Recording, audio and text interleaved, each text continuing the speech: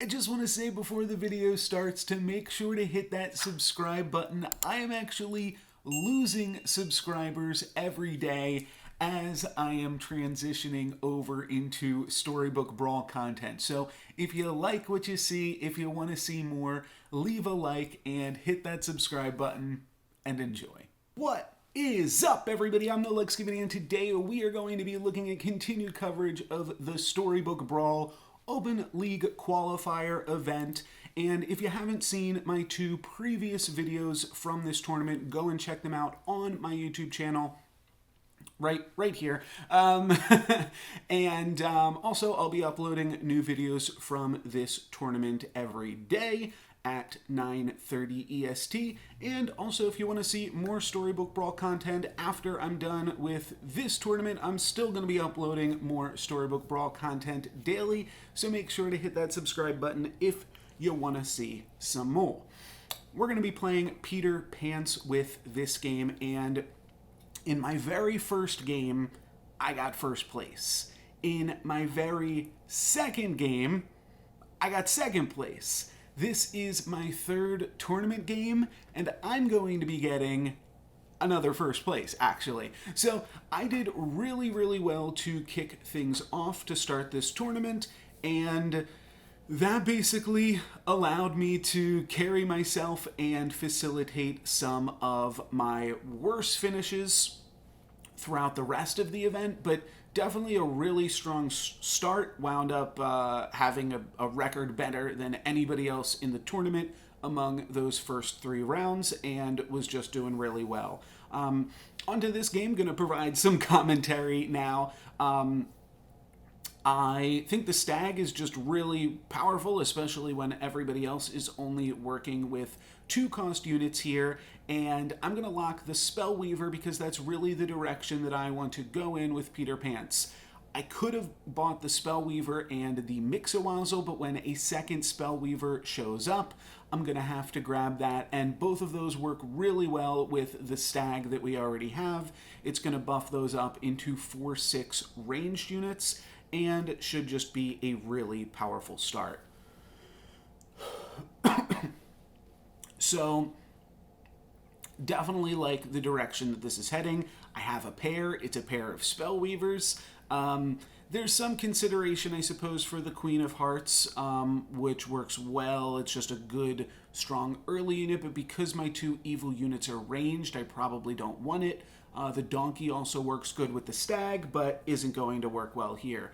Unfortunately, my opponent gets a really good combat there with the Baby Dragon getting to attack first. If I was able to attack first, this combat goes very differently, but unfortunately, that's what happens. And now I see a Spellweaver and a Wizard's Familiar in the shop, so this is going to be a little bit of a weird one. Haven't cast any spells yet, but Wizard's Familiar and Spellweaver are going to be the units that I want to scale eventually, so let's take them now.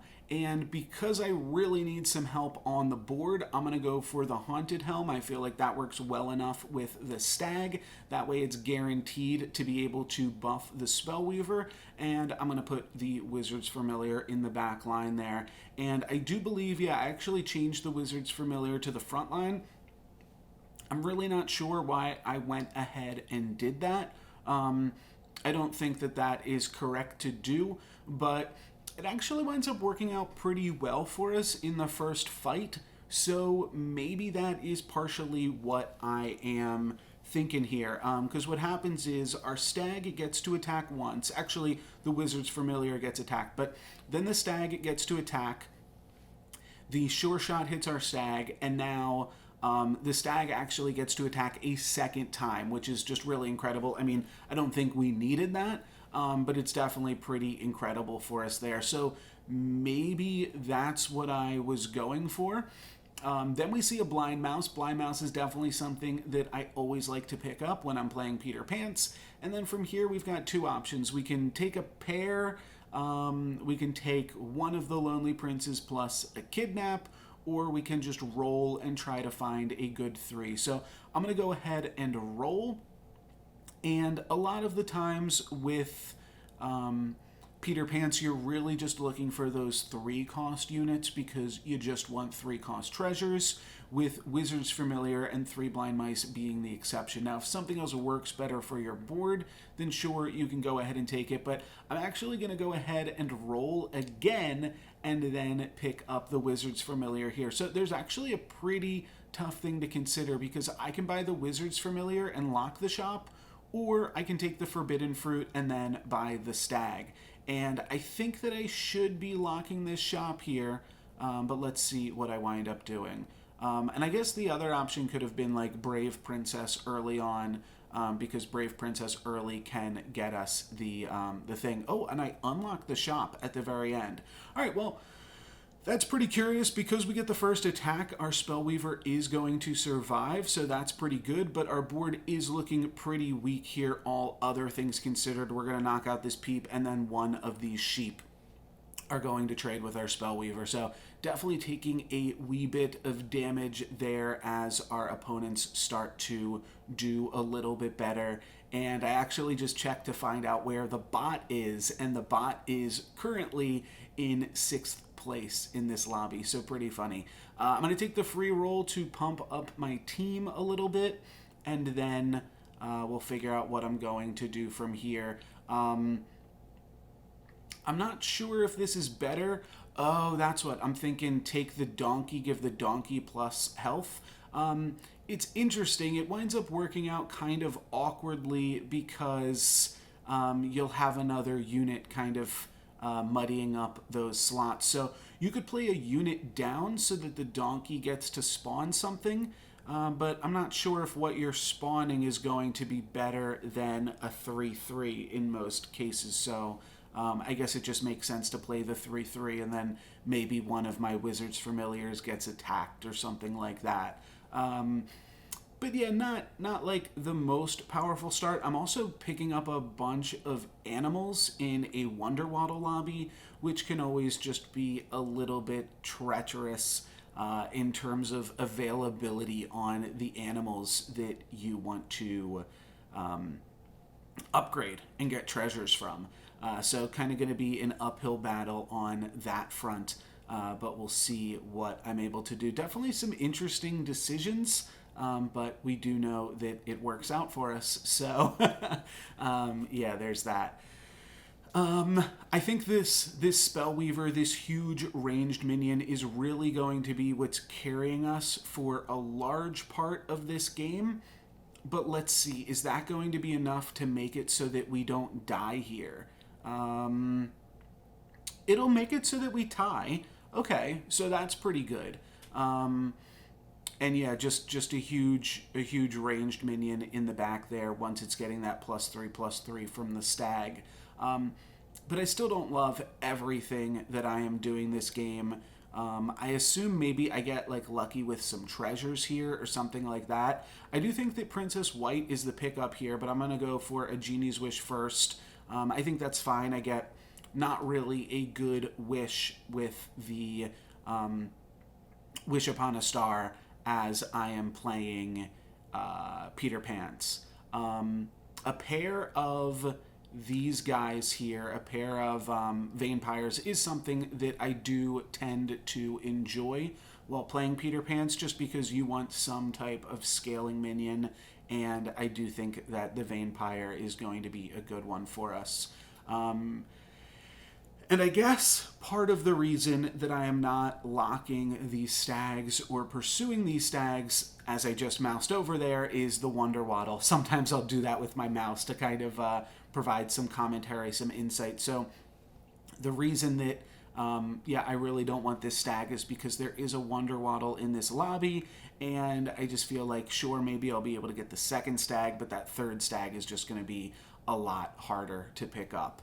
So I guess that seems fine. We missed the sleigh off our first Vampire, but a 6/10 is still pretty good and going to be able to buy us some time here. And let's see, the 9/9 will be able to get in with a sleigh, and then we're going to trade with that. We will get one more sleigh, but we will lose the battle because of my opponents supporting that doubly there, but we get a Vampire. So this is sweet. If we get a good treasure, like a crystal ball, we can go ahead and cast this worm root.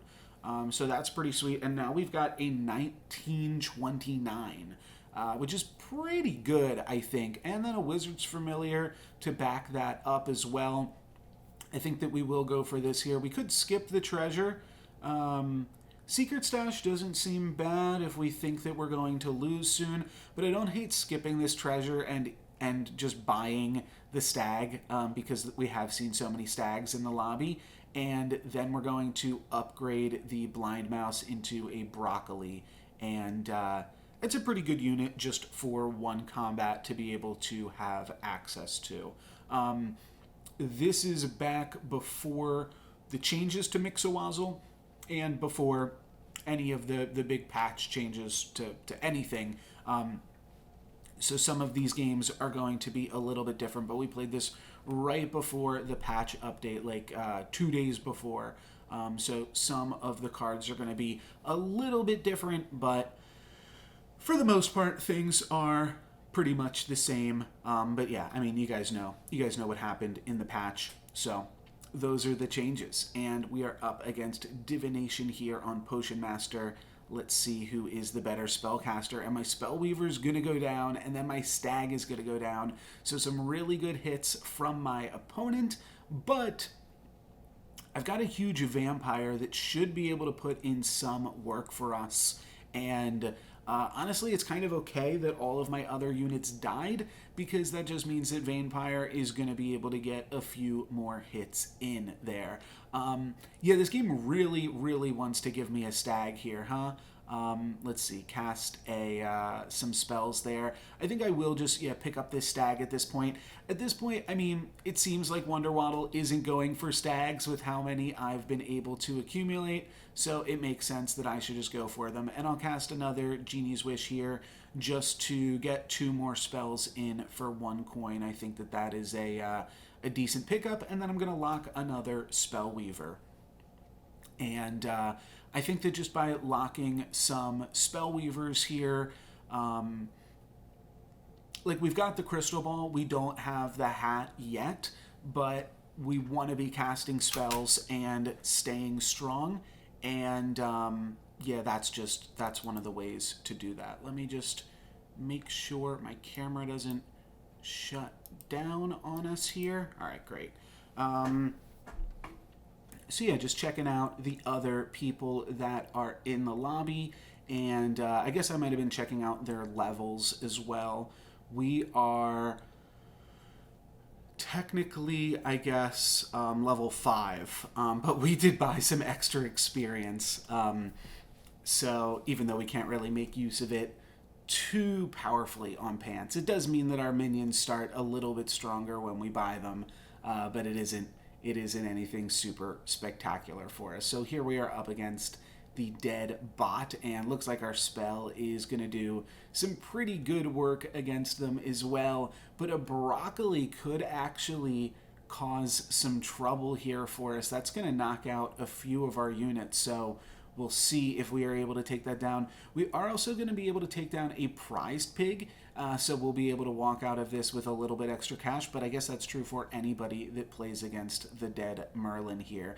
But extra cash is always nice. We'll pick up another Spellweaver, and now really just looking for, I guess I will take Golden Chickens as well, just because those are kind of free. And then we get a White Stag, and let's see, is this a Merlin's hat already? It is not. So we are going to be skipping this one, and then we will have to look for some other way to upgrade a unit. And I'm not sure what that's going to be. It probably should have been the Princess White a long time ago.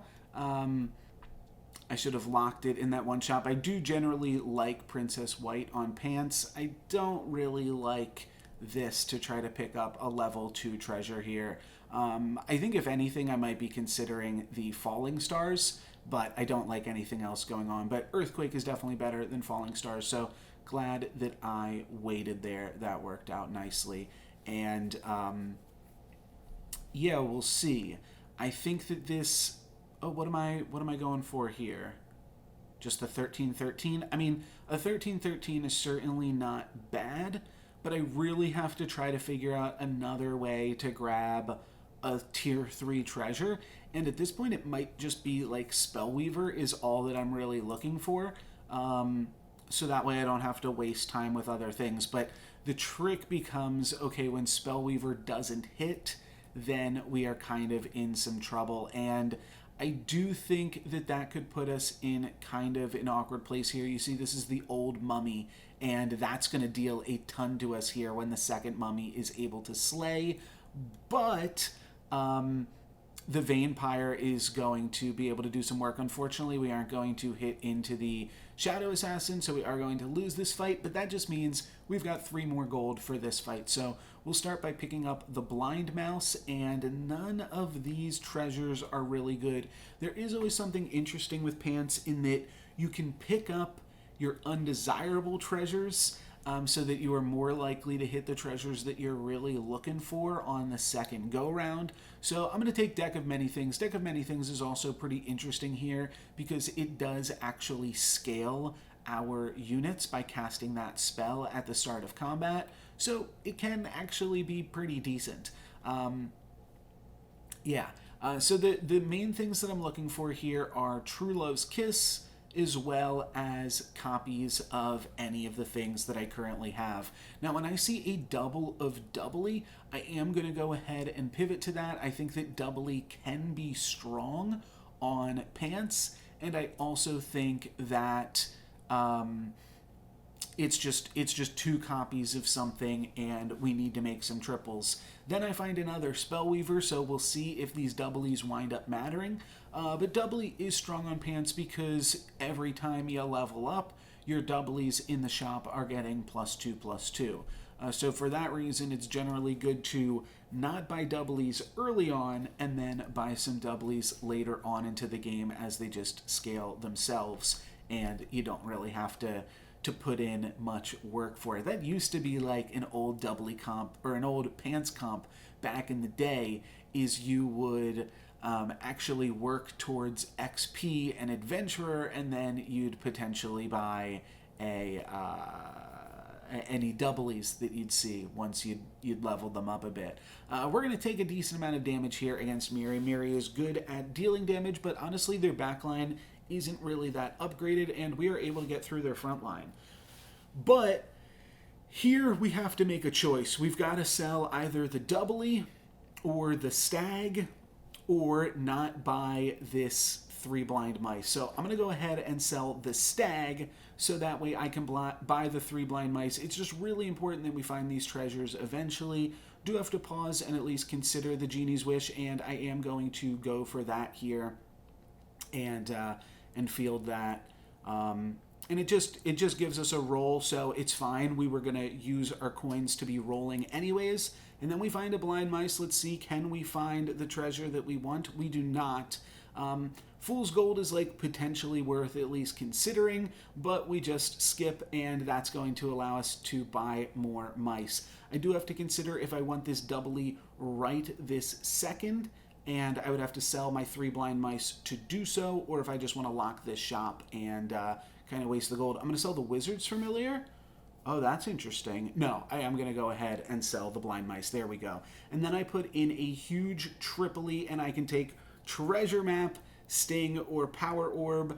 What's really awkward about this is when you have the Treasure Map, that is when you really want to connect with your 3 blind mice. So we are going to lose out a little bit here. Could have kept the Helm and put Tripoli on the Helm. That could have been good, but we're just going to go ahead and keep the Deck of Many Things and be fine with that.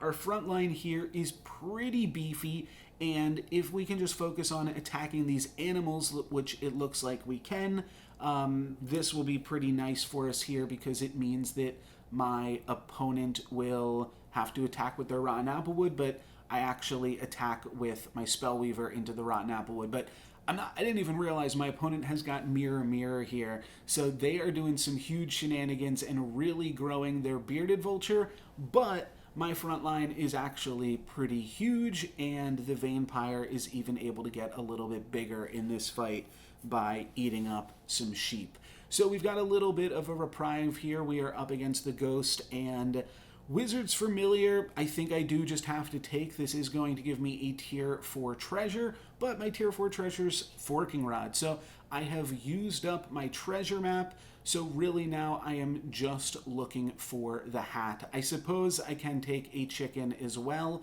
This is kind of a tough Mix-a-Wazzle. I think I have to cast it on Vampire, though, and that will just give me a 4. It's funny that Mix-a-Wazzle will now actually be more powerful, and I decide to just cast it on the chicken actually instead. So I have to imagine if that was my line, then here I'm going to buy the chicken and then buy the Genie's Wish for 2 more spells, and I'm just growing my battlefield, you know. I'm not really I'm just making sure that I get some passive stats, and I know that we are up against the ghost, but those passive stats are still going to help us because we don't have the hat yet, so there are just limits to the amount of spells that we can cast in a given turn. Next turn, hopefully we can triple the Spellweaver and find a Merlin's hat. That would be obviously really fantastic, but we'll see what we are able to make use of here. And honestly, a pretty good board from Cinderwild, and kind of surprising that they were dead here, because this seems like a pretty good start for them. We are going to be able to take them down, it looks like. But yeah, this is a strong board nonetheless. And there we go. We take down the Humpty. So maybe it wasn't that strong, but it seemed pretty good. But maybe everybody else is just a lot stronger now. I guess we will take the golden chicken. There's no way that we take this treasure here. Locked chest is just going to be way too slow for what we need to be doing right now at this point in the game. I think, yeah, I should be casting the Mix-a-Wazzles there, but now I don't have a monster to Rootworm, so I guess that's a little bit awkward. I'll Mix-a-Wazzle the Copycat, get an upgraded Medusa. I guess that's fine. We put the dragon in place of Doubly, and then we'll just buff up the dragon a little bit. All of this seems fine, but we really want another Spellweaver eventually, so I am going to start rolling, and I don't have anything to cast a Sugar and Spice on. And there we go. There is the Spellweaver, and I'm realizing, yeah, I can put the Tripoli in as my last unit. We go ahead and find a Merlin's hat, cut the deck of many things. Now I've got 2 options here, but I am going to roll, and then I'll just cast a Falling Stars as our free spell. It's nothing crazy, but it is going to pump our team by a wee little bit here.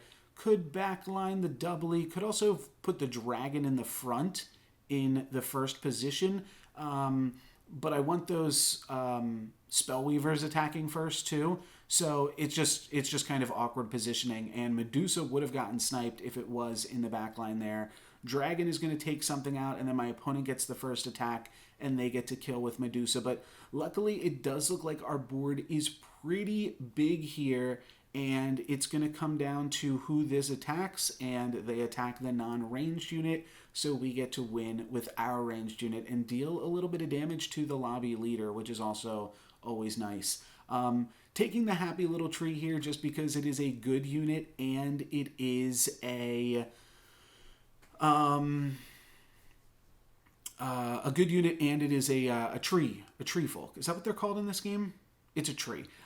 So that means that we're having a little bit of lag in this shop. But that's just going to give us a target for some of our other spells in this game. Yeah, game's really having a tough time just trying to cast all of these spells for us. Yeah, I guess that's fine. Use the Sporko to buff the Doubly. That's a nice way to get some free stats in there. And now I'm really just rolling for spells and casting all the targeted spells that I can find. This is Hat Ball. You know what Hat Ball is. That's a good target too. We make the Hercules, or we grab an upgraded Hercules. All of that is pretty sweet. Let's grab a little bit more health on our Spellweaver. Yeah, all of this is really fantastic. Temporary spells should all go on to Doubly because he is going to be able to make use of them the most. We get a Pigomorph on our Spellweaver, and then we get a Lightning Dragon on the other Spellweaver, but we do look considerably stronger than our opponent here. And let's see, will Hercules be able to do some work? Unfortunately, Hercules is only going to be able to get attacked once. Maybe I want to put Hercules sooner, but honestly, my treasures are fine. So I don't really care if Hercules doesn't get to do his thing, but it would be sweet if he does. So I'll cast this spell on the Vampire here and get an upgraded Mummy. Not going to worry about that tree in the back line, or like upgrading the tree or anything like that. We're really, our only focus is spells at this point in the game.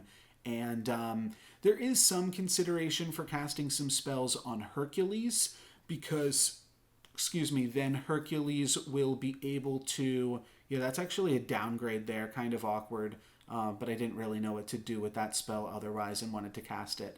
But if I cast a few more spells on Hercules, maybe I could have made it so that he was only one hit from unlocking his treasure. Let's send the Vulture up and get an upgraded 6 now. That is pretty powerful, and then I realized I should actually just be playing this Happy Little Tree because it's going to buff the other...